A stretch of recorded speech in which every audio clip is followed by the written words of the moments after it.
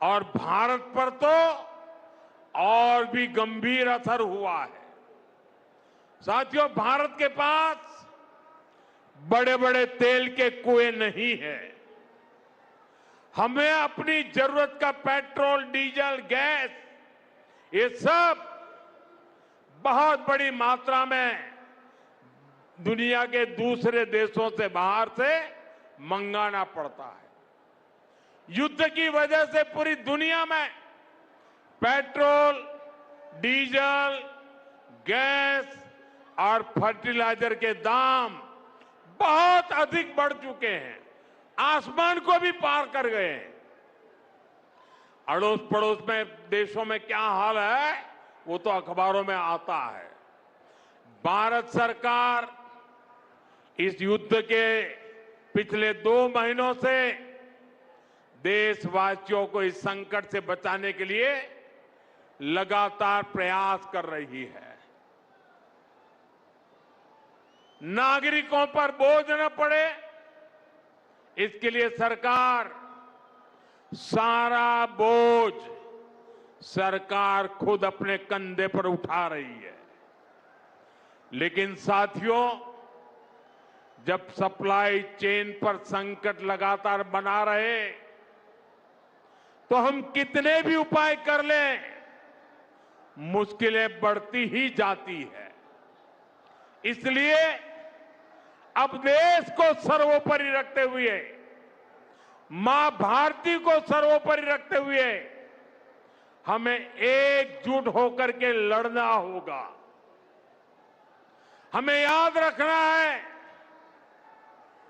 देश के लिए मरना ही सिर्फ देशभक्ति नहीं होती है।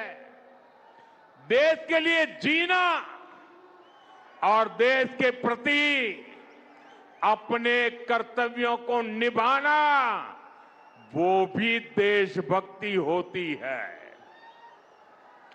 इसलिए वैश्विक संकट के इस समय में हमें कर्तव्यों को सर्वोपरि रखते हुए कुछ संकल्प लेने होंगे और उन संकल्पों को पूरे समर्पण भाव से पूरा करना होगा। जैसे एक बड़ा संकल्प है पेट्रोल, डीजल का संयम से इस्तेमाल करना। साथियों, हमें पेट्रोल, डीजल का उपयोग कम करना होगा।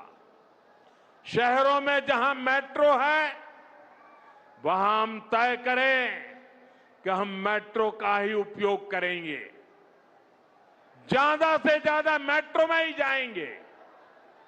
अगर कार में ही जाना जरूरी है तो फिर कार पूल करने का प्रयास करें और भी लोगों को साथ बिठा ले।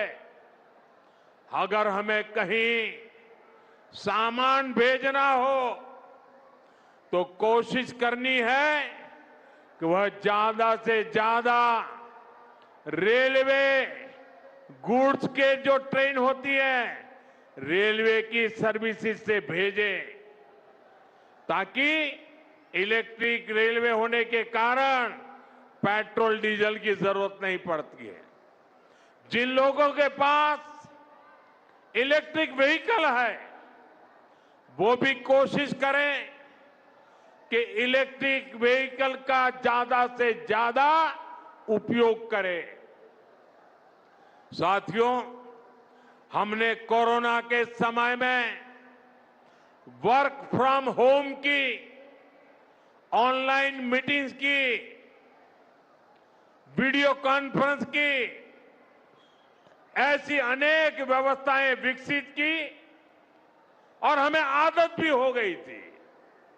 आज समय की मांग ऐसी है कि उन